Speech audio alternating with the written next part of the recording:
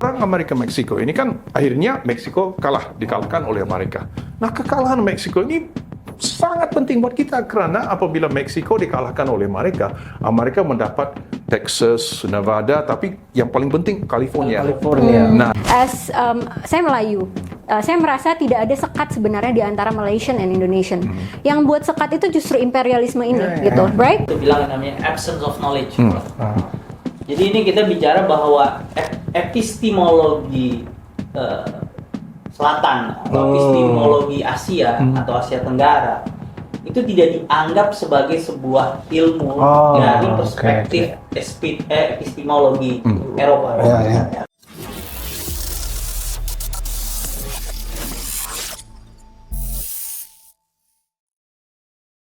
Halo Sekolah LP3S, kita ketemu lagi di Kata Kunci LP3S. Kali ini seperti yang kalian lihat, nggak perlu saya perkenalkan ada berapa orang. Awalnya cuma 2, nambah 3, nambah 4. Saya takutnya besok satu rombongan truk datang ke sini buat podcast, Prof. Kita mohon maaf, Prof, ya udah datang rame-rame. Kita bersama Prof. Haris Anur. Kali ini kita melanjutkan diskusi kita sebelumnya. Dan saya kenalin dulu, Prof. Ini ada Pak Hadi, Mas Hadi saya panggilnya. Beliau pengajar di Hukum UI dan juga peneliti LP3S, salah satu bidang hukum di LP3S, hukum dan HAM ya Mas ya. Kalau HAM, kenapa saya ajak? Karena yang kita bahas ini kan tentang Amerika. Nah, beliau ini pernah sekolah di Amerika, jadi kita pengen tahu nih. Gitu. Terus yang samping Prof ini, the only one ya, lady atau apa? Nah, jadi Dr. Dinda, beliau juga kalau bagi saya sih dia influencer teman-teman generasi baru gitu loh, dengan pandangan yang dia dokter dan bahkan spesialis, tapi pemikirannya tuh generalis, semuanya dibahas sama dia dan diocehin. Nah, oke, kali ini teman-teman kita akan diskusi tentang buku Profesor Before the Pivot, American Encounter with Southeast Asia. 1800-1900. Nah, di buku itu, Prof, ketika kita baca, saya melihat ada perbedaan antara kolonialisme yang dibangun oleh Inggris dan kemudian kolonialisme yang ingin dibangun oleh Amerika. Gitu. Salah satunya adalah bahwa kita bukan imperial, gitu loh. Kita datang ke sini ingin berdagang, ingin menjalin hubungan baik dan sebagainya. Nah, itu gambaran awal ketika saya baca buku itu. Terlebih ketika rupanya ada situasi yang gak sesederhana itu pada akhirnya. Kita bisa lihat di Kuala Batu misalnya, itu peristiwa yang lumayan besar, peperangan di Kuala Batu, dan rupanya di Amerika sendiri pun ada persoalan, kan, ada dinamika di sana.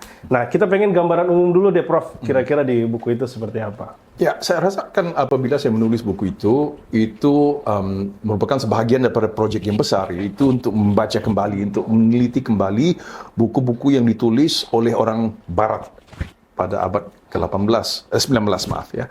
Tapi yang apabila saya membandingkan tulisan-tulisan Inggris seperti Raffles, Crawford dan lain-lain lagi dengan tulisan-tulisan Amerika, saya mulai sadar bahwa sebenarnya di kalangan penulis Amerika telah wujud satu pemahaman yang berbeda ya, karena beberapa faktor. Dan jadi oleh karena itu jadi saya pisahkan keduanya. Saya menulis buku The Discursive Construction itu fokusnya kepada tulisan-tulisan Inggris, dan ini buku yang fokusnya hanya kepada tulisan-tulisan orang Amerika yang datang ke Asia Tenggara. Jadi saya rasa ada beberapa faktor yang kita sendiri selalu lupa ya. Satu, saya rasa kalau kita lihat persepsi masyarakat kita di Asia Tenggara terhadap Amerika dewasa ini ya, telah diwarnai oleh apa yang berlaku di abad ke-20-an ya. Perang Vietnam, intervensi Amerika di Filipina, di Kamboja, di Thailand dan lain-lain lagi. Dan jadi mungkin persepsi kita adalah Amerika itu negara hegemon. Nah, itu memang benar ya waktu ini. Tapi apabila saya membaca tulisan-tulisan yang ditulis 200 tahun dulu, wujud satu image yang jauh berbeda. Ya, jadi beberapa faktor. Satu, pertamanya, apabila Amerika merdeka daripada Inggris, di kalangan golongan elit, founding fathers Amerika itu telah wujud satu ide bahwa Amerika adalah negara Barat, ya, budayanya Barat, tapi ia bukan negara penjajah, ia bukan negara imperialis. Nah, ini satu ide yang wujud dari zaman George Washington sampailah ke Thomas Jefferson. Ya. Dan ada lobby yang besar di Amerika untuk menentang kolonialisme itu, ya, the American Anti-Imperialist League. Abraham Lincoln salah satu ya anggotanya ya, yang menolak kolonialisme. Tapi yang menarik juga, bila kita sampai ke pertengahan abad ke-19, kita lihat bahwa persepsi itu berubah, ya, bahwa sedikit demi sedikit ada golongan elit di Amerika yang bertanya, kenapakah imperialisme itu negatif, ya, ada aspek positifnya enggak? Jadi kita lihat Amerika mulai mendekati imperialisme dan kolonialisme sebagai satu idea yang positif. Nah, ini berlaku di pertengahan, dan perubahan ini kita lihat dalam tulisan pada waktu itu. Jadi yang menarik buat saya apabila saya menulis buku ini, saya merujuk kepada tulisan-tulisan orang Amerika dari awal hingga ke akhir abad ke-19, dan kita lihat bagaimana rantau kita Asia Tenggara, ya, memainkan satu role yang menarik karena interaksi mereka bersama kita itulah salah satu faktor yang mengubah persepsi mereka terhadap kolonialisme. Jadi hingga apabila kita sampai ke ujung abad ke-19, Amerika sudah mendekati imperialisme. Ini satu ide yang bagus, ya, ini kita harus mengangkut beban ini, the white man's burden. Beban ini menjadi beban kita, ya. Amerika akan menjadi kuasa barat hegemon. Nah, ini akan menentukan masa depan mereka hingga ke hari ini. Tapi ini hanya berlaku karena interaksi mereka bersama Asia, termasuk kita di Asia Tenggara. Jadi mungkin itu yang saya ingin sampaikan dalam buku ini, ya. Kita melihat buku-buku apabila membaca tulisan-tulisan daripada awal hingga ujung abad ke-19 itu, perubahan mentality ini jelas, ya, dari satu generasi ke satu generasi ke satu generasi. Iya. Jadi gitu Mas Hadi juga udah baca bukunya ya, saya udah kirimkan. Dan aja, Prof. Dan saya pikir Mas Hadi punya perspektif tuh tentang buku itu. Iya, jadi saya juga, dan konteks waktu di sana. Iya, ya. Jadi saya juga melihat mungkin salah satu yang signifikan juga adanya perubahan di politik domestiknya Amerika Serikat juga, ya, dengan ekspansi dari 13 koloni kemudian bertambah terus sampai dengan sampai ke California dan kemudian sampai ke Hawaii. Itu juga saya kira juga mengubah persepsi Amerika, terutama terkait, ya, tentunya kan dimulainya dengan perdagangan, ya, Prof, ya.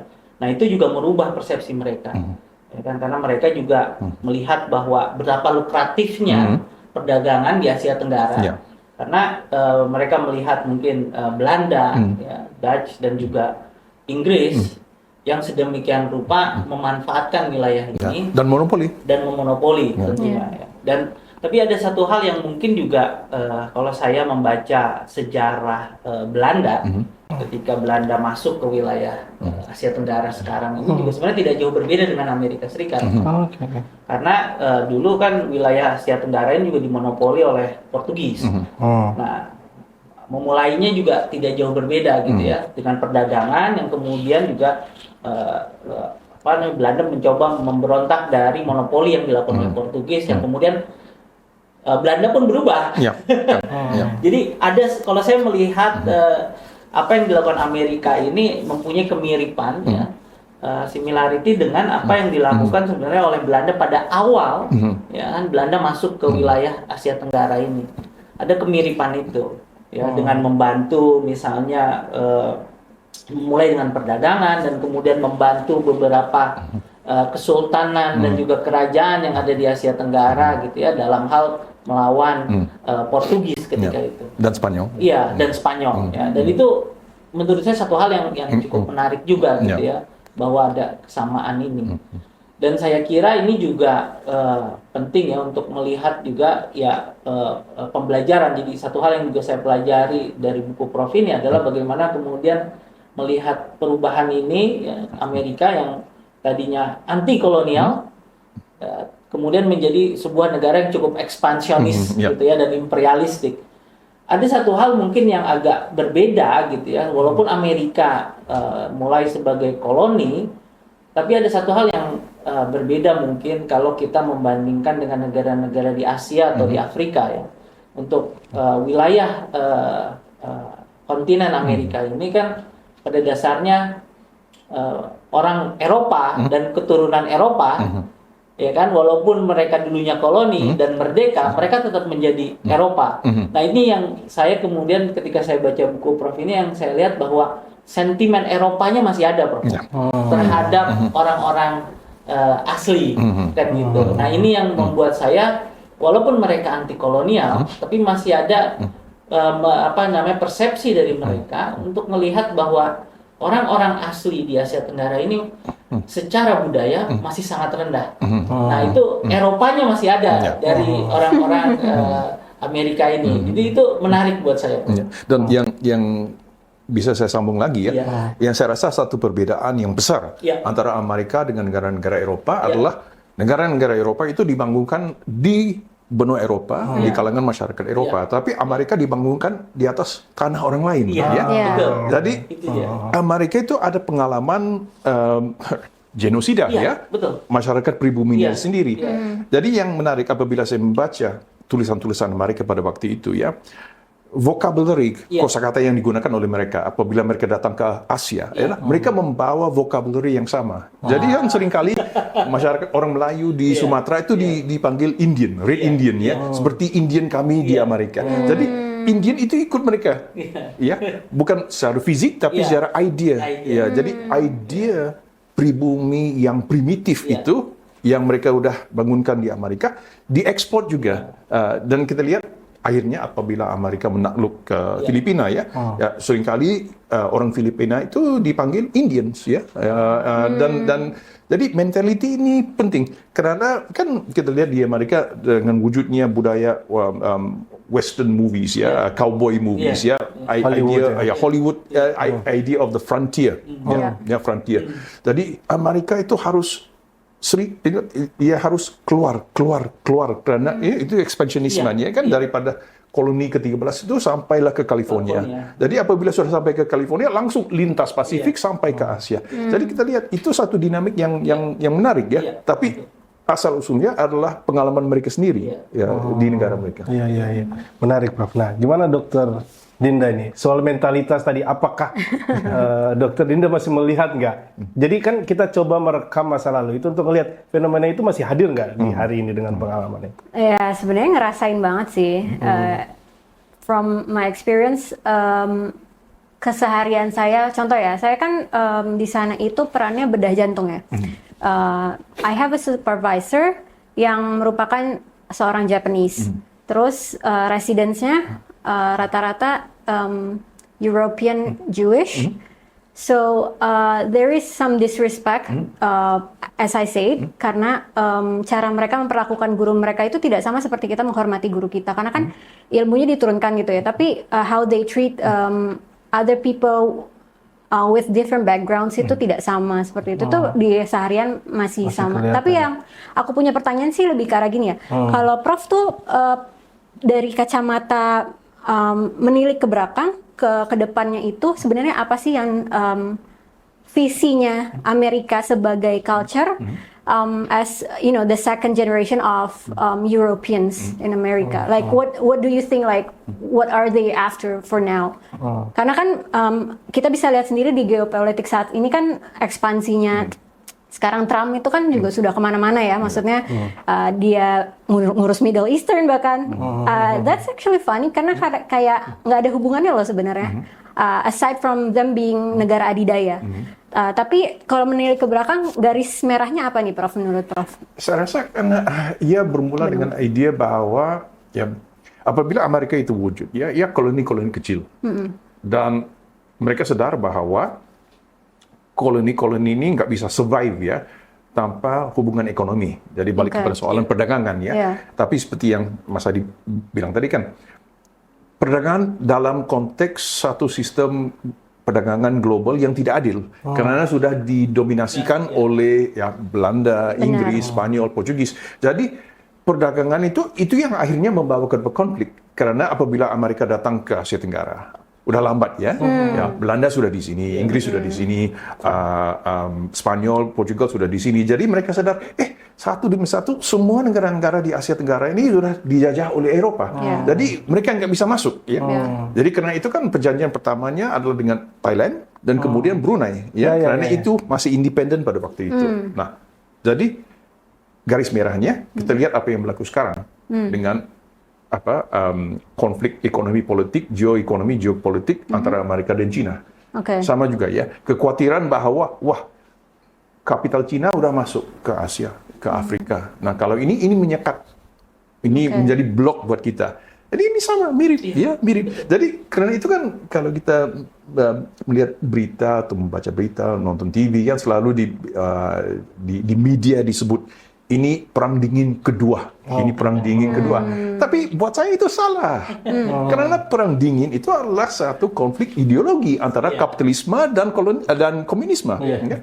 Ini buat saya bukan perang dingin kedua, ini perang kolonial kedua, ya. Karena Amerika apabila Amerika datang ke Asia Tenggara atau ke Afrika atau ke Asia, ya, ia tidak membawa ideologi yang berbeda, ya. Amerika, Belanda, Portugal, Spanyol, Inggris, Prancis, ideologinya sama, yaitu free market, liberal economy, ya. Jadi ini saingan antara negara-negara yang punya ideologi yang sama. Dan Cina sekarang, ya, walaupun yang partai yang berkuasa itu partai komunis, tapi ekonominya kapitalis. Ya, jadi ini sebenarnya adalah konflik kapitalis antara kapitalis. Jadi kita berbalik ke abad ke-19 balik ke abad ke-19. Iya. Ekstrimnya begitu ya, Mas ya. Jadi kita orang kan berpikir dia nggak lepas dari perang terakhir perang dingin, ya kan? Jadi ini perang dingin kedua, padahal sebenarnya ini lebih jauh melompat sampai ke abad 19. Dan menariknya, Mas Adi, kalau kita baca buku itu kan, ini kebetulan orang Aceh. Saya orang Aceh. Mantan korban Kuala Batu. Melayu juga. Ikut berperang berarti. Nah, jadi saya ngelihat ya, jadi gimana rantai pasok itu memang udah dibangun sejak abad itu gitu loh. Makanya kalau istilah Obama pivot to Asia misalnya, rupanya di abad 19 before pivot itu sudah ada, makanya ini pivot kedua sebenarnya kan. Dan makanya judul bukunya Before the Pivot. Before the pivot yang original. Masuk ke situ ya. The origin of the pivot. Nah, yang pengen kita lihat nih, Prof. Saya pengen lihat bahwa sebenarnya, nah ini kan agak mirip. Saya menurut saya ketika saya baca itu, saya hanya melihat, mohon maaf ini, apa yang ada di buku pertama, diskursif, itu orang-orangnya agak mirip, tapi ini orang Amerika begitu. Karena kita misalnya Bigmore ya, itu kemudian ada juga yang mirip seperti seperti Brooke yang pengen jadi raja tapi gagal dan sebagainya. Itu sebenarnya mirip kan kalau kita lihat dari konteks itu. Ya, dan kan ramai seperti Walter Gibson, ya. Walter Gibson orang Amerika, tapi inspirasinya datang dari Inggris. Ya, dia ikut model Raffles, dia ikut model Brooke, gitu. Dan Gibson agak lucu ya, segala strategi dia di Sumatera ya, coba membuat orang Jambi memberontak melawan Belanda. Tapi mereka belajar, karena ini yang juga kita lupa ya, empire itu sekolah. Jadi Inggris belajar dari Prancis, Prancis belajar dari Belanda, Belanda belajar dari Spanyol, dan Amerika belajar dari semua. Dan satu kelebihan yang ada pada Amerika kan the school of empire. Ini yang saya bilang the school of empire. Apabila Inggris belajar dari Prancis, apa yang mereka belajar? Mereka belajar segala kesalahan yang Prancis buat. Jadi kita tidak ulang kesalahan yang sama. Prancis juga sama. Jadi apabila Amerika datang kan, mereka segala kesalahan sudah mereka buat ya. Jadi mereka jangan ikut ini, jangan ikut ini, jangan ikut ini. Jadi kita formulate strategi kita sendiri ya. Itu menarik karena kalau apabila kita membaca tulisan Gibson ya atau Bigmore, mereka memetik daripada tulisan-tulisan orang Eropa yang lain ya. Tapi pada saat yang sama menyatakan kita Amerika, kita beda, kita lain. Tapi siapa guru kamu Inggris ya. Jadi kan ini satu relasi yang saya rasa dinamiknya tuh menarik. Ini yang Vucetich bilang the emergence of the Anglosphere. Di mana sedikit demi sedikit Amerika semakin dekat kepada Eropa. Dan payungnya itu adalah konsep empire yang menjadi beban orang kulit putih. The white man's burden. Jadi kita tanggung bebannya bersama. Iya, betul. Nah, gimana Mas Adi ngelihat fenomena kayak gitu?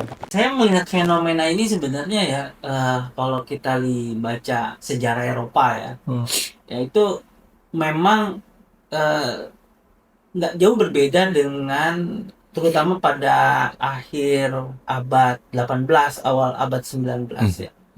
Itu tidak jauh berbeda dengan kondisi sekarang gitu ya. Jadi bagaimana kolonialisme itu mulai berperang gitu ya. Nah, mungkin kalau sekarang dalam konstruksi yang berbeda ya kan, jauh lebih luas.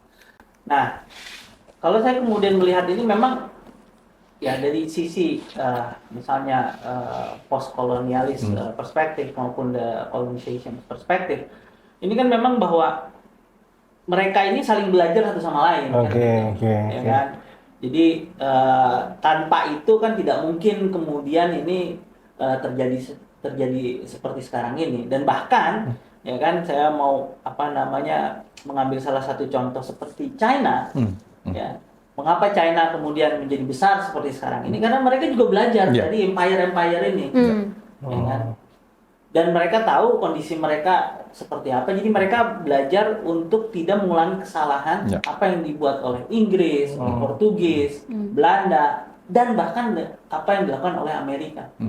Makanya bagaimana China masuk ke dalam mencoba sekarang ya, kalau saya masih dalam sebuah proses empire-nya ini, itu kan terasa jauh lebih subtle ya dibandingkan dengan empire sebelumnya, ya, di antaranya juga termasuk Amerika.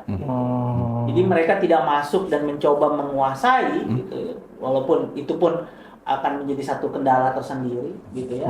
Walaupun mereka mencoba, misalnya di Laut Cina dengan mengklaim Laut Cina Selatan, ya, tetapi mereka tidak pernah benar-benar mencoba mengklaim itu sebagai wilayah kedaulatannya. Nah, mereka hanya mengklaim didasarkan pada historical, ya, sejarah aja, gitu ya. Jadi mereka itu memang jauh lebih subtle, terutama ketika keluar dari wilayah Cina. Jadi kalau kita lihat, dan Amerika itu menurut saya ya, itu juga mereka memahami nih kondisi Cina yang seperti ini. Makanya mereka mencoba kemudian sekarang gitu ya, ya sebagai, kalau kita melihat empire itu kan ups and down ya, Prof ya. Ya ini kan mungkin ini sekarang kita Amerika ini sedang berada dalam titik yang turun ini. Nah, China ini yang mulai rise kan, mulai menaik gitu.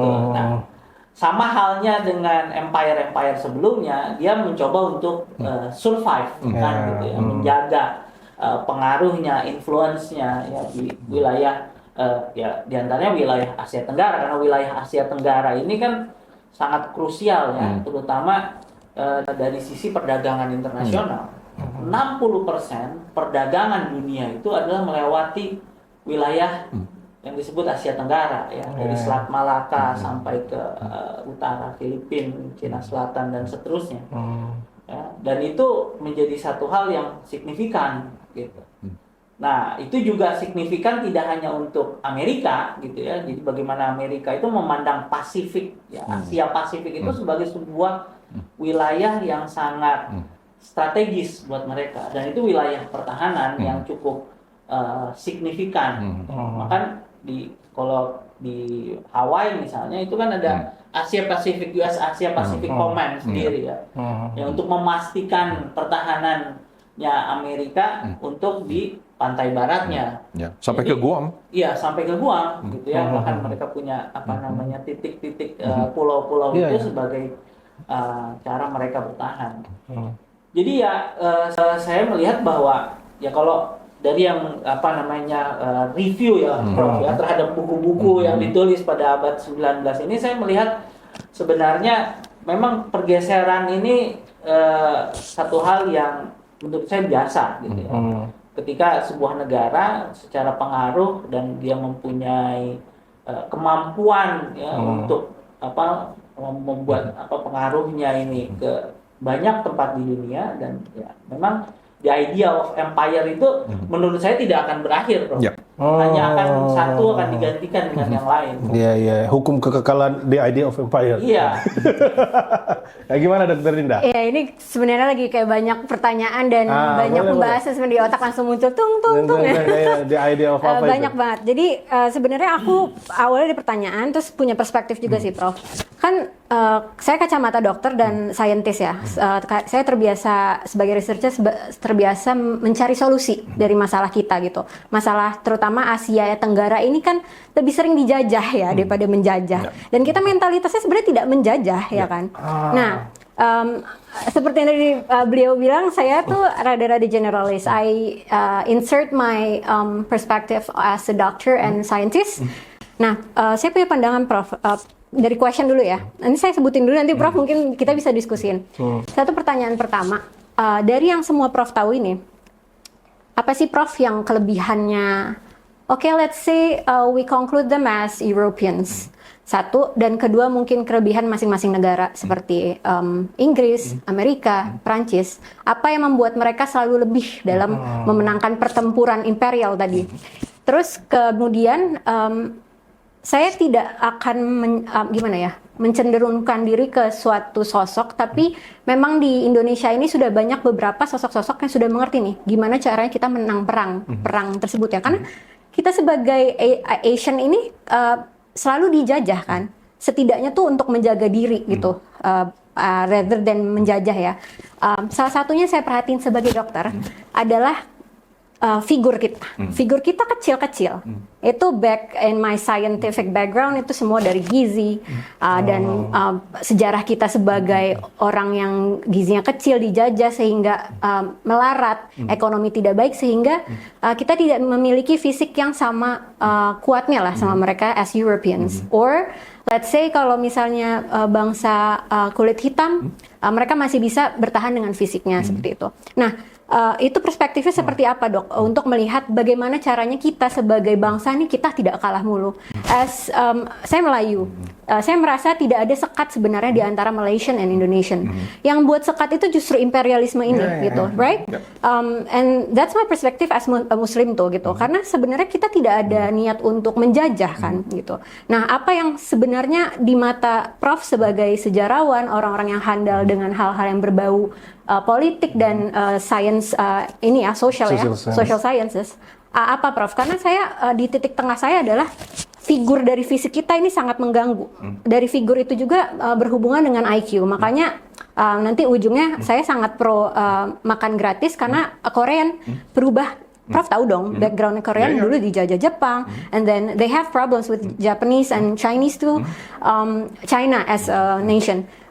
Terus mereka berubah dari yang kecil-kecil akhirnya bisa melesat. Sementara Korea Utara karena ekonominya stagnan tidak bisa berubah gitu. Yang membuat mereka berubah apa? Karena gizinya diperbaikin. Mereka memperbaiki IQ mereka. Akhirnya mereka bisa menang, let's say entertainmentnya menang. Nah itu yang saya mau menghubungkan dari background teman-teman social science dengan orang-orang yang seperti saya yang natural science gitu. Kita harusnya bisa mencari solusi nih dengan pengetahuan segini banyaknya, kayanya sejarah, harusnya bisa membawa jangan sampai kita berhenti di diskusi gitu. Kayak solusinya apa buat negara, buat bangsa sesama Melayu gitu. Itu sih Prof. Mungkin satu ya yang penting ya, persepsi kita bahwa pada abad ke-18, 17, 18, 19 gitu kan udah ada perbedaan fisikal antara tubuh orang Eropa dengan orang Asia. Itu sebenarnya tidak benar ya. Karena kan jangan lupa ya, sampai ke abad ke-20-an kalau lihat kondisi fisik ya, tubuh badan manusia di Eropa, di barat sama di timur hampir sama. Hampir sama. Perubahannya bermula dengan naiknya mutu makanan yang diberikan. Ekonomi. Itu hanya berlaku pada abad ke-20-an. Kalau kita lihat sejarah pekerja buruh ya, labor intensive work kalau di Inggris ya, pekerja yang kerja di mencari arang itu kan ya matinya muda ya karena kondisi health-nya. Kenapa kalau kita lihat Perang Dunia Pertama ya, kenapakah dampak Perang Dunia Pertama kepada masyarakat Inggris ya, kita lihat golongan elitnya ramai yang mati karena orang miskin tidak bisa masuk tentara. Kenapa? Karena kondisi fisiknya tidak bagus. Betul. Giginya rusak, tulangnya lemah ya, jadi itu karena makanan. Nah itu hanya berubah setelah Perang Dunia Kedua. Tapi poin tentang physical science ini saya rasa satu yang penting, karena kalau kita lihat buat saya satu yang sangat penting dalam abad ke-19 adalah wujudnya konsep perbedaan ras, ya, racial difference. Nah, ini yang kita panggil scientific racism. Right. Dan scientific racism ini walaupun ide ini datang dari Eropa, tapi di Amerika lah ia bertumbuh dengan subur. Kenapa? Karena sudah ada ekonomi yang berdasarkan membudakan slavery. Ya. Jadi konsep racial difference ini sangat penting di Amerika karena tesisnya adalah manusia ini bukan satu umat, tapi sebenarnya beberapa spesies. Ada spesies kulit putih, spesies kulit hitam, spesies kulit coklat, dan tiap-tiap spesiesnya ada karakternya yang berbeda, yang ditentukan secara deterministik oleh biologi. Nah, ini menjadikan justifikasi untuk ekonomi slavery yang ada di sana, dan juga kolonialisme. Nah, malangnya, apabila kita dijajah, ide-ide ini juga masuk pada kita, ya. Dan jadi ini solusinya. Solusinya adalah kita harus tanya dari manakah datangnya ide-ide kita, ya, tentang perbedaan ras, tentang konsep pembangunan, development itu. Dari manakah datang ide-ide ini? Dan selalunya ia dibawa sebagai package, ya, yang datang bersama kolonialisme itu. Nah, ini kan poin yang kita bahas dulu, ya. Kita selalu pikir, kolonialisme ini kekerasan, peperangan. Itu benar, berlakunya peperangan, ya, olah batu dibom dan lain-lain lagi. Tapi apa yang lebih penting adalah untuk mendamaikan keadaannya agar kita bisa mendapat untung, ya. Kita mau bangunkan koloni yang produktif dan yang profitable colonies. Nah, disinilah saya rasa apabila itu berlaku, kita, masyarakat Asia, masyarakat Afrika, kita dididik untuk merasa diri kita ini rendah. Bahwa epistemologi kita kurang, sejarah kita kurang, falsafah kita kurang. Nah, saya rasa hingga ke hari ini dampak itu masih dirasa oleh kita. Betul. Ya, dan jadi salah satu solusinya adalah untuk coba menggali kembali, ya, segala epistemologi kita, Big Mo, ya, yang datang ke sini untuk mencari barang-barang fossils untuk dibawa ke museum Kerang. Ya, kerang, ya, dia dibawa kerang, kepiting, segala apa ya dibawa pulang ke New York.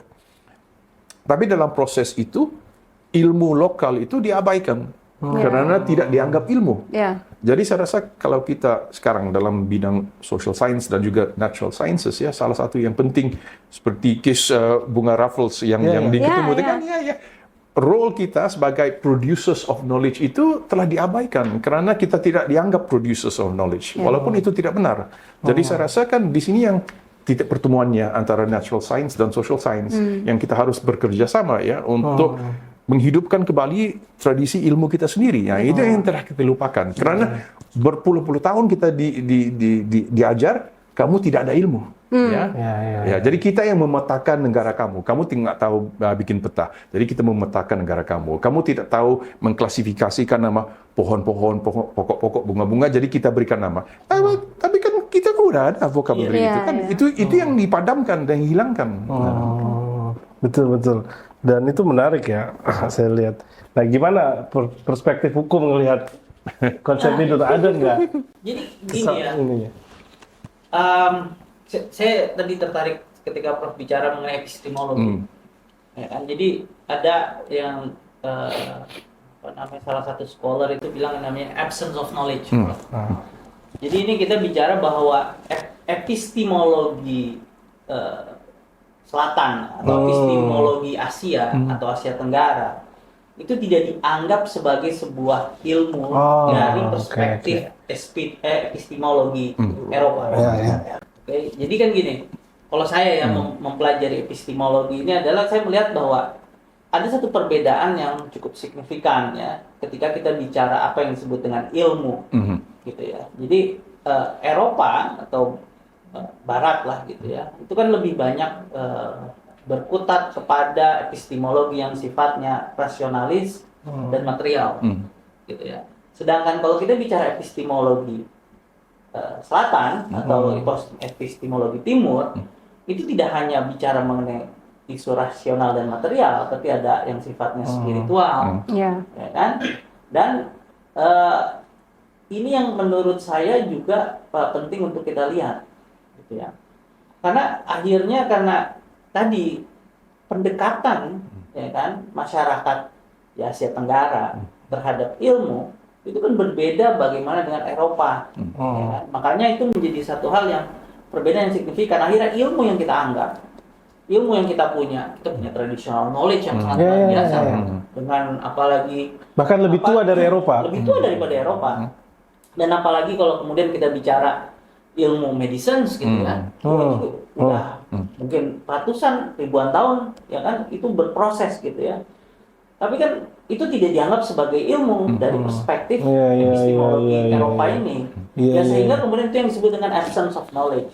Nah, saya sepakat tadi dengan Prof. Faris adalah bahwa ya kita harus menggali ilmu kita. Kan itu contoh beginilah. Ini yang paling, sorry Prof, ini yang paling saya lucu ya. Saya sebagai scholar, saya akademisi. Itu kan saya lucunya begini ya. Kita harus mengutip apapun sekarang dalam kita menulis akademik kita supaya menghormati. Iya, iya. Ya kan? Cita-cita. Tetapi kalau kita lihat lagi filsuf bahkan epistemologi Barat itu kan tidak berkembang begitu saja menjadi sebuah epistemologi yang maju kalau tidak ditopang oleh epistemologi yang dikembangkan ya kan oleh Timur Tengah, oleh Islam, peradaban Islam. Dan mereka tidak pernah merefer kepada epistemologi ini. Iya, Ya kan? Saya curangnya di situ ya. Ya, saya ingat sekali ketika saya baca salah satu buku karya Ibnu Rushd, gitu ya, dalam bahasa Inggris ya, Tahafut at-Tahafut, ya, judul buku itu. Tapi diterjemahkan ke dalam bahasa Inggris.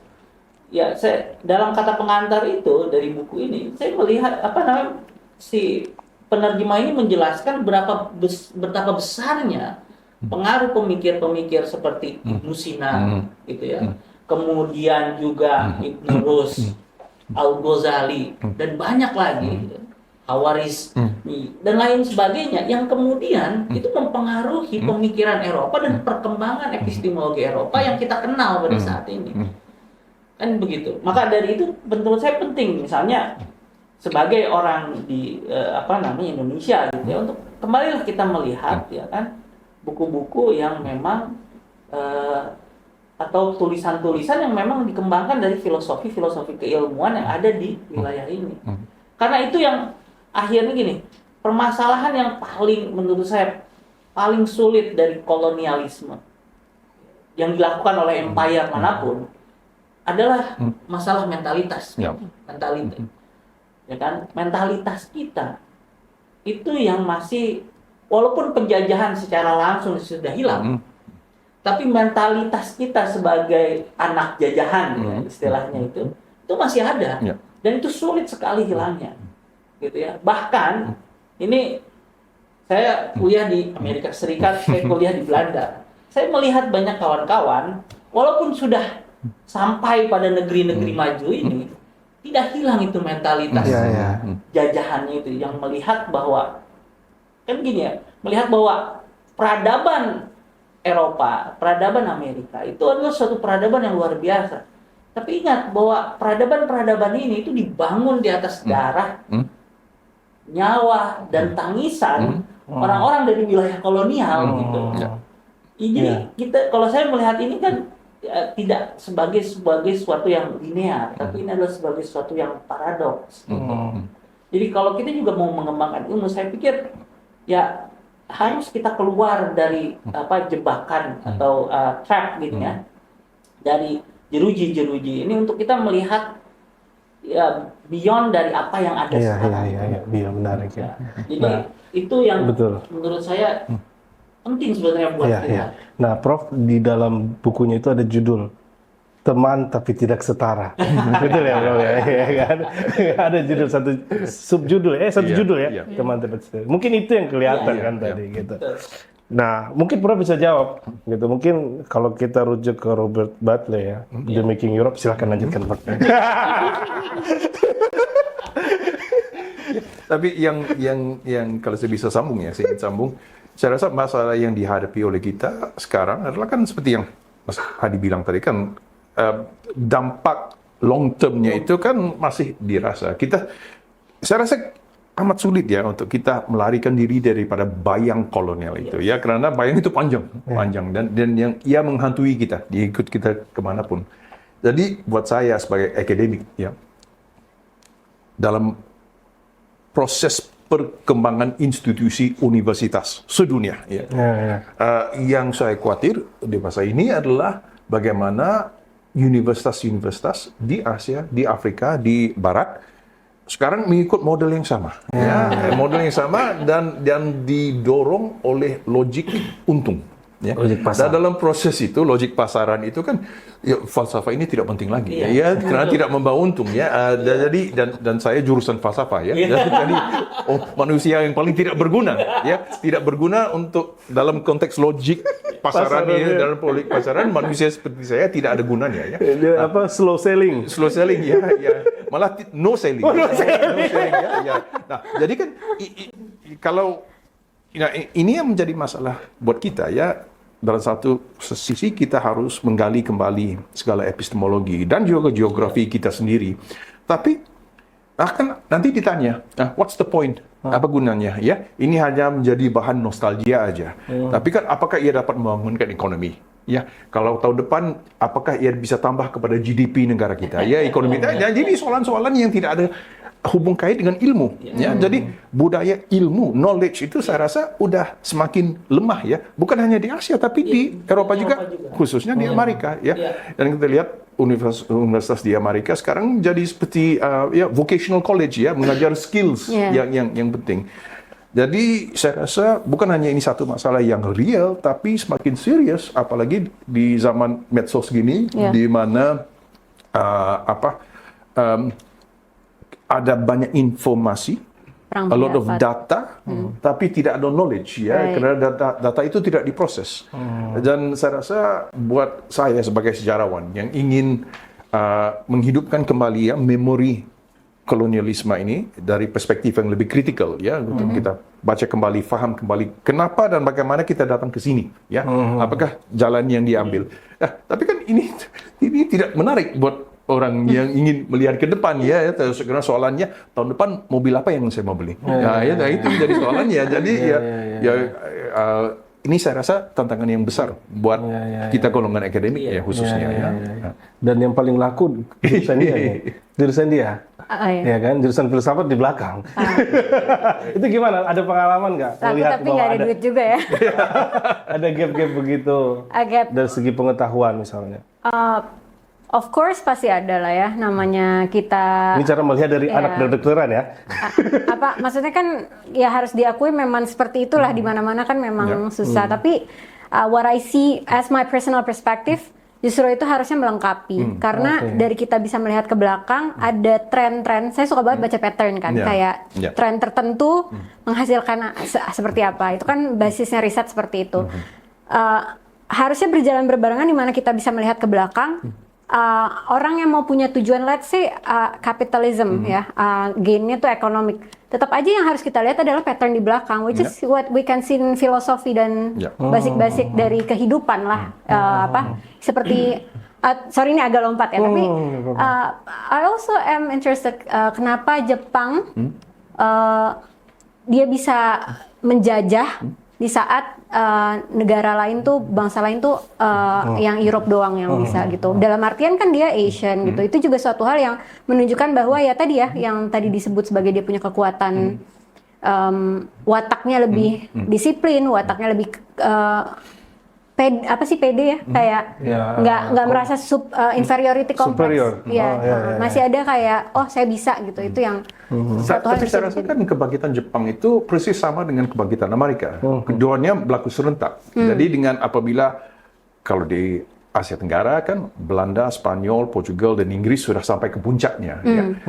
Pada kira-kira tahun 1890-an kita lihat Amerika dan Jepang muncul. Dan kedua-duanya belajar ya.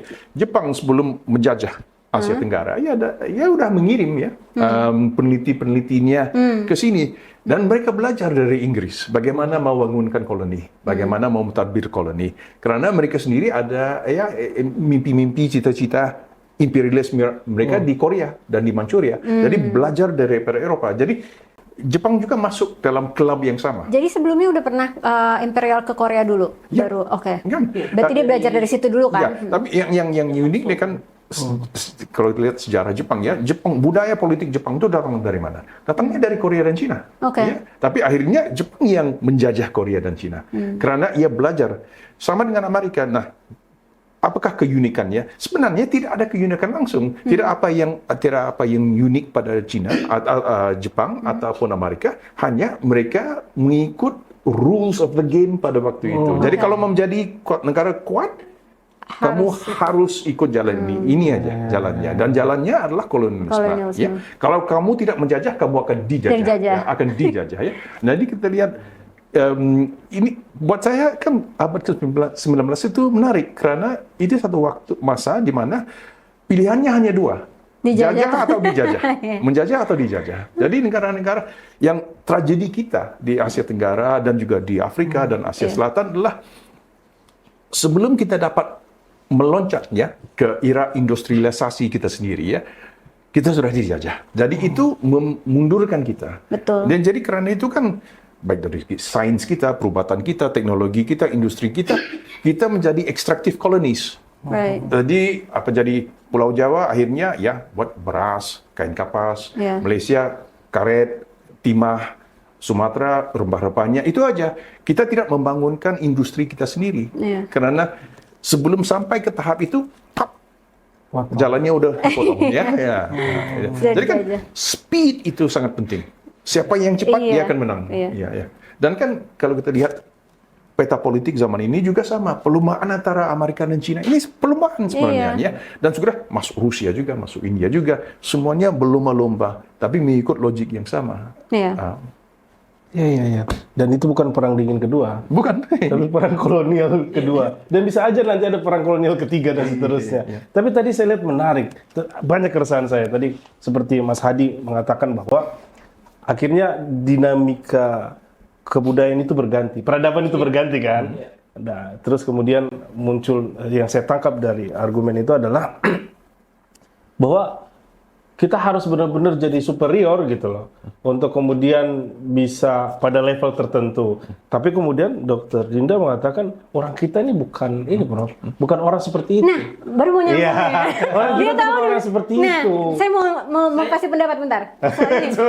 Soalnya persis seperti yang di main saya itu. Jadi kan dari yang dibicarakan tadi nih ya, the war of colonialism, imperialism ini ada salah satunya adalah mereka ini punya karakter aggressing, ya kan, agresor gitu. Sementara kita tuh karakternya tidak agresor. I'm also talking about tadi kan ada contoh kita harus merubah karakter kita yang inferiority complex, let's say. Tapi pada kenyataannya tidak mudah untuk menjadi bangsa kita ini kan sedikit ya dibanding bangsa mereka. Apalagi ketika kita mencari ilmu terbang ke daerah mereka seperti kita yang belajar ke Amerika. Saya juga belajar di Melbourne, kebetulan sama kan Latrobe ya. Di Melbourne itu di keduanya dan ketika saya di Abu Dhabi yang saya bisa dapatkan, it's not really easy untuk firm to be yakin sama diri sendiri karena mereka pun juga merendahkan bangsa kita gitu. Jadi walaupun kita berusaha untuk kokoh, tetap mereka merendahkan kita disepelekan seperti itu. Memang terasa ya kayak vibe-nya gitu. Jadi untuk menjadi kuat itu juga tidak mudah karena daya, saya selalu bicara fisika, daya tarik menariknya juga kitanya lemah, terus merekanya juga superiority complex gitu. Karakternya ini yang susah untuk dibangun karena seperti kayak kalau mau jadi pemenang tuh harus menguasai apa istilahnya kalau singa di rimba, kayak hukum rimba tuh the strongest win. Kita nggak punya karakter untuk keras, masa harus keras untuk menang gitu? Nggak, tapi kan saya rasa kemenangan Barat pada waktu itu bukan hanya karena kekerasan, tegas individu itu ya. Jangan lupa ya, ini sangat penting ya.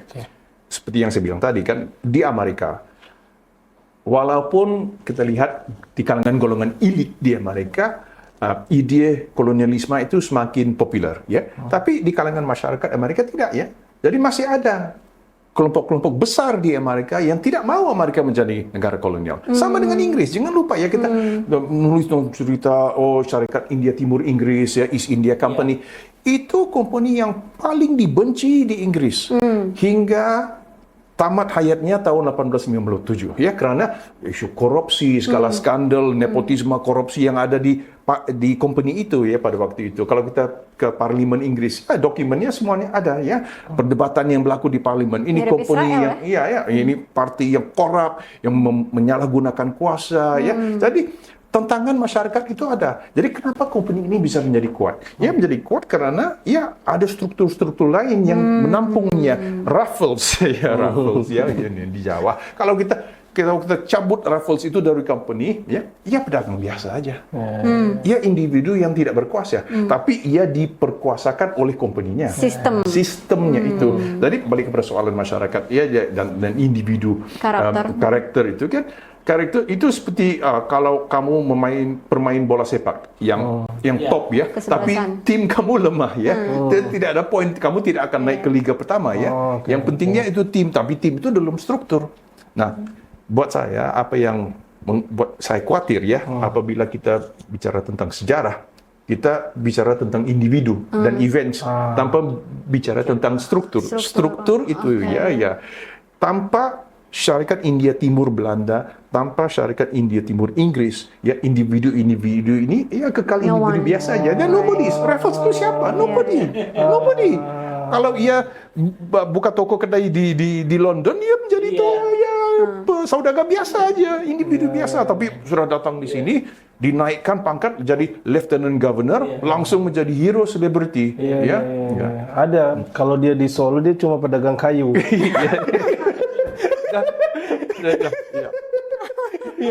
Dan kalau Elon Musk dicabut daripada X atau Tesla-nya itu ya budak biasa aja itu ya. Iron Man pernah tuh, Tony Stark dilempar dia cuma jadi orang biasa kan? Orang biasa kan. Ya gimana? Ya gini ya. Jadi satu hal juga yang tadi Mbak Dinda katakan itu. Jadi satu hal juga kadang-kadang juga kita sebagai sebuah bangsa yang pernah dijajah, dan kemudian kita itu dibilang pemalas lah atau apalah gitu ya, itu tuh stuck dalam kesadaran kita, dan itu diturunkan oleh kita ke generasi-generasi berikutnya. Padahal itu kan gambaran orang lain.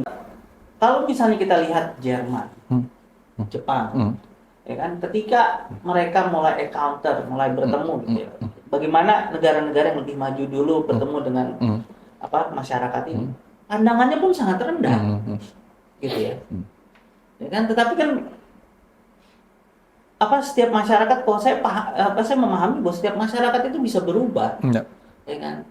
Kalau boleh mengutip Al-Quran pun bilang begitu. Ya, tapi kan stereotip itu juga berubah ya. Itu dia, seringkali kalau kita di rantau ini kita bicara itu tentang stereotip orang itu akan berubah sesuai dengan masanya, gitu loh. Sama seperti kalau kita masih melihat diri kita itu seperti apa, ya itu yang akan terjadi dengan diri kita. Dan juga ingat kan, bila kita lihat, apabila wujudnya mitos pribumi malas, orang Jawa itu malas, orang Melayu itu malas, tapi 10 tahun, 20 tahun, 30 tahun sebelum itu, orang Melayu itu bukan malas, orang Melayu itu ganas bajak laut, maka takut. Jadi tiba-tiba orang yang dahulunya begitu agresif, begitu dinamik, tiba-tiba menjadi malas gimana? Jadi kita tahu bahwa stereotip itu ada satu rekayasa Nah, ini yang penting. Jadi dalam proses decolonization of thought itu kan salah satu matlamat saya, seperti dalam buku ini saya coba buktikan bahwa persepsi Amerika ini berubah. Ia bukan satu yang natural, tidak jatuh dari langit ya. Ini bukan diwahyukan kepada Presiden Amerika. Jadi kalau kita paham itu dan kita sadar itu, maka kita sendiri tahu bahwa kita sadar bahwa role kita juga berubah. Dan kalau role kita pernah berubah, ya bisa diubah kembali. Jadi mulanya dari situ, itu titik pemulanya bahwa reality ini bukan satu yang given, tapi satu yang constructed. Tapi then again, systemized thing is real, karena kayak kalaupun individunya, beliau udah kenal lah ya. Saya sangat jauh dari inferiority complex. Justru kayak saya percaya sama diri sendiri. Tapi at the same time, kalau kita berangkatnya cuman sendiri, let's say kan dunia kedokteran itu tidak mudah untuk pindah-pindah lah ya. Jadi dokter Indonesia atau Asian itu saya sudah lihat persentasenya kecil sekali. Let's say di globalized countries kayak Amerika. Dan it's really hard di dalam industri kami untuk stand out, karena ya pasti akan dari sananya juga mental gitu. Makanya kalau saya lihat, ini pengalaman pribadi aja ya, lihat dosen-dosen tuh alhamdulillah banyak yang supervisornya Jepang. Rata-rata orang Jepang ini bagusnya mereka sudah tahu politik kantor lah ya, politik kantor, jadi mereka tahu mereka tidak akan sampai ke level paling atas, tapi they keep on their horizontal sehingga tidak ada konflik, sehingga mereka bisa maintain di tengah-tengah aja gitu. Tapi mereka tahu they will never be on the top karena tidak akan diberikan gitu posisi itu oleh si empunya yang lagi menguasai Amerika sekarang, let's say the European gitu. Itu sih yang sebenarnya itu kan hal-hal yang pada praktisnya yang nantinya akan menjadi sejarah yang dibahas seperti Prof bahas ini kan? Iya kayak gitu.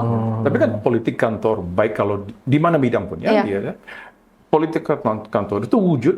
Kenapa wujudnya benteng-benteng gini, benteng, dinding, limits ya, blocks gini. Ini semua struktur. Iya. Ini semua Iya. struktur. Nah, buat saya kan masalah yang saya lihat dalam proses penulisan dan pengajaran sejarah di Asia pasca kolonial adalah jarang sekali kita bicara tentang struktur. Betul. Jadi sejarah itu adalah sejarah individu ya. Individu. Jadi Raffles, Benar. raja ini, ratu itu ya. Jadi kalau gitu ya hanya menjadi seperti Game of Thrones ya, story aja, story ya. Tapi sebenarnya kalau kita menonton Game of Thrones pun ada political economy-nya. Ya, bisa bikin nulis ya structural analysis of the political economy of Game of Thrones. Jadi kalau karena itu sejarah buat saya ya, sejarah ini harus ada aspek tekanan kepada political economy, structure, institution juga, bukan hanya cerita individu-individu ya. Itu seperti tulisan biografi ya, CV.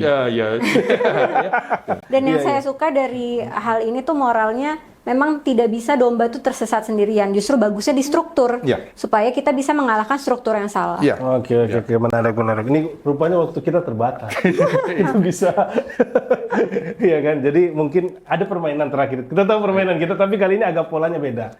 Jadi Dr. Dinda ngasih 2 nama, bisa nama orang, nama tempat yang berbau abad 19 ke Prof. Nanti top of mind Prof apa? Jadi ada 6 sekarang Prof. 2. Mulai Kuala Batu. Kuala Batu satu tempat di mana berlakunya insiden kekerasan pertama Amerika lakukan di Asia Tenggara, tapi dilupakan oleh ramai orang. Dan saya rasa Kuala Batu telah bermain, dan juga daerah itu ya di Sumatera telah memainkan peranan yang sangat penting dalam perkembangan ekonomi Amerika pada waktu itu, khususnya kekayaan daripada Kuala Batu itulah yang menjadikan Salem salah satu kota yang paling kaya di Amerika. Oke. Yang kedua, Raja Kamehameha. Dari Hawaii. Menarik karena kerajaan Hawaii itu akhirnya dijatuhkan oleh golongan kapital Amerika atas kekhawatiran bahwa kalau Amerika tidak mengambil Hawaii, Hawaii mungkin menjadi koloni Inggris. Jadi ini tragedinya Hawaii, ya. Hawaii yang ingin menjadi satu negara kerajaan Pasifik, independen, ya. Akhirnya oleh karena pelumbahan kuasa antara Inggris dan Amerika. Menjadi sebahagian daripada Amerika. Aku udah dapat. 3 ya. Oh, 3. Dua. Rulesnya 2. Minta lagi. Asal ini nggak apa-apa nggak tempat nggak, tapi maksudnya tokoh dalam waktu gitu. Boleh. Latar belakang OKI, organisasi negara Islam itu, Persatuan Negara Islam. Koalisi. Organization of Apa tuh pemain Prof? OIC ya. OIC, saya rasa OIC Di abad itu. di abad itu. Iya, makanya pertumbuhannya tuh asal muasalnya gimana yang mirip-mirip cikal bakalnya. Pada waktu itu abad ke-19. Iya. Abad ke-19 saya rasa jauh berbeda ya, karena kuasa yang paling dominan pada waktu itu adalah Empire Ottomania di Turki, dan Turki menghadapi dilema yang sama dengan Jepang, yaitu kalau kita tidak menjadi kuasa empire, kita akan dijajah. Jadi kita lihat di seluruh Asia hanya Turki, Afghanistan, Jepang dan Thailand yang tidak dijajah. Ya. Jadi semua berdepan dengan pilihan yang sama. Ya, kalau kita tidak menjajah, kita akan dijajah. Dan Turki dan Jepang kedua-duanya akhirnya mengikut model yang sama, dan ini membawa ke westernization of Turkish society. Kita lihat tentara Turki akhirnya mirip menjadi tentara Jerman, tentara Jepang juga mirip mengikut model tentara Inggris. Jadi pada waktu itu kesadaran negara-negara Islam pada waktu itu belum bebas. Ya. Tapi yang ironinya adalah negara-negara Islam pada waktu itu bukan hanya dijajah oleh Eropa tapi juga oleh Turki. Iya. Karena Turki menjadi satu kuasa empire hegemon di Timur Tengah pada waktu itu. Oke. Satu lagi. Oke. Suku Tatar apa Ainu ya? Tatar deh. Tatar. Russian. Asia Russian Tengah. Tatar. Tartar Rusia. yang di Rusia di Iya. Asia Tengah itu. Tartar, Dia ya. Gimana backgroundnya? Backgroundnya Di- Tatar. Sebagian daripada keluarga besar masyarakat Asia Tengah pada waktu itu, dia semuanya merupakan anak-anak daripada dinasti Mongol. Dan saya rasa yang menarik, wujudnya Turki juga adalah daripada golongan ini ya. Dan oleh karena itu kan persepsi masyarakat Turki sendiri adalah mereka bukan orang Arab, mereka Right, orang right. Asia. Yeah. Mereka orang Asia. Dan ini yang kita lupakan ya, karena mungkin di Asia Tenggara kadang-kala kita mengagung-agungkan Turki sebagai negara Timur Tengah, tapi dari persepsi masyarakat Turki itu sendiri, dari budaya politiknya, budayanya, bahasanya, ia merupakan salah satu dinasti yang wujud daripada Asia, Oke. dari benua Asia secara luas. Oke. Iya. Oke, jadi masih siblings ya Tatar sama Turki. Pertanyaannya mengarah ke Asia situ ya. Iya. kita nggak jauh sebenarnya. Silakan. New York. New York menarik. Abad 19 ya. Ya, Abad 19. abad 19. Menarik karena New York itu merupakan, hingga ke hari ini ya, kalau kita ke New York, kita lihat bahwa lanskap kota New York itu merupakan dahulu ya medan pertempuran konflik antara Inggris dan Belanda. Karena kan itu hingga ke hari ini kan masih ada Harlem. Ya. Itu nama Belanda dari Belanda Harlem. Tapi dinamakan New York, yaitu York baru. Inggris. Ya, New York. Dia berdasarkan York di Inggris ya. Nah, ini menarik dalam tulisan Todorov bagaimana penjajah-penjajah dari Eropa itu di mana aja mereka ke sana, ke Asia atau ke Afrika, akan memberikan nama-nama yang sama yang mereka kenal. Jadi York, tapi ini New York yang baru. York 2.0. York 2.0. Kayak Bintaro ya. Jadi buat saya New York itu menarik karena sejarah New York kan ada hubungannya juga dengan Indonesia, ya, di mana Inggris dan Belanda exchange ya, kan, agar Inggris dapat New York dan Belanda dapat Pulau-Pulau Moluccas, Spice Trade. Ya, jadi saya rasa kan New York adalah satu contoh di mana sejarah Amerika itu ada hubung kait yang sangat intim, sangat dekat dengan rantau kita Asia Tenggara. Dan kita orang Asia Tenggara pergi ke Amerika tidak sadar bahwa sebenarnya ini ada hubungan dengan saya, ini ada hubungan saya, ini ada hubungan saya. Iya, relasi itu. Oke, lanjut. John Adams. John Adams kenapa? Karena second president. Kenapa kamu pilih John Adams? Kenapa pilih John Adams? Karena dari presiden Amerika awal-awal, mula-mula presiden Amerika, saya pikir ini orang yang karakternya cukup berbeda dengan The rest. George Washington dan kemudian setelahnya Jefferson. Ya. Orang ini menurut saya sangat menarik. Menarik, saya rasa generasi pertama itu, ini bisa rujuk bukunya Ellis ya, Founding Brothers, tentang generasi pertama. Generasi pertama golongan elit Amerika itu rata-rata semuanya sama ya, cowok semuanya orang putih ya, boleh. Dan Tapi budak. ya, dan budak ya. Tapi mempunyai ide-ide yang jauh berbeda. Dan saya rasa kan dari period Washington sampai ke Adams sampai ke Jefferson, kita lihat ini zaman awal Amerika itu masih bayi, masih baby. Dia tidak tahu, kita mau jadi apa ini? Kita mau jadi apa? Yang kita tahu, kita tidak mau menjadi koloni. Itu aja. Ya. Dan period antara Washington, Adams, dan Jefferson ini saya rasa menarik karena pada period inilah ya Amerika mencari soul-nya. Siapakah kita? Siapakah identiti kita? Jadi kita lihat Adams dalam role-nya ya, salah satu pertanyaan yang penting pada waktu itu kan, apakah kita bisa terima ekonomi perbudakan, slavery di Amerika ya. Ini sampai ke Jefferson ya. Dan tapi saya rasa buat saya Jefferson juga menarik karena dia menentukan foreign policy Amerika.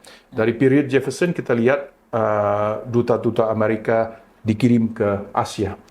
Dan yang menarik, salah satu kondisi ya yang ditentukan oleh Jefferson, apabila kamu ke sana, jangan pakai pakaian seragam ambassador, ya, sama dengan Eropa. Jadi jangan pakai topi yang besar dengan pedang dan gitu kan. Tapi pakai pakaian seperti individu biasa. Itu image yang kita ingin sampaikan kepada mereka, orang yang tidak kenal kita di Asia dan Afrika. Jadi Adams itu saya rasa antara Washington dan Jefferson pada waktu itu. Oke. Menarik ya. Tahu diskusi kita. semua. Masih banyak. Nilainya 100. Iya. Dan kemungkinan bukan minggu ya, pertemuan berikutnya itu buku Gathering Data. Itu buku pertama saya ketemu Prof itu di buku itu. Jadi saya nggak perlu baca lagi. Kalau mungkin satu aja yang saya ingin tambah ya, karena tidak ada siapa yang tanya tentang apa? Perang Amerika-Meksiko. Yang membuka pintu. Iya. Buat saya kan ini menarik buat saya, dan saya selalu tanya kenapa kita di rantau ini tidak pernah membaca tentang perang Amerika-Meksiko. Karena perang Amerika-Meksiko ini kan akhirnya Meksiko dikalahkan oleh Amerika. Nah, kekalahan Meksiko ini sangat penting buat kita, karena apabila Meksiko dikalahkan oleh Amerika, Amerika mendapat Texas, Nevada, tapi yang paling penting California. Nah, dari saat itu Amerika menjadi negara yang unik. Karena kan negara-negara Eropa, mereka adalah Atlantic powers. Mereka menguasai Atlantik. Tapi Amerika adalah satu negara yang menguasai Atlantik dan Pasifik. Jadi ambisi Amerika ke barat dan ke timur. Kan ini dan dampaknya kita rasa. Karena setelah itu kan kita lihat kapal-kapal Amerika, kapal dagang, kapal perangnya makin frequent datang dan mereka menganggap Pasifik ini adalah rantau mereka. Jadi untuk mempertahankan Pasifik itu kewajiban Amerika, tanggung jawab Amerika.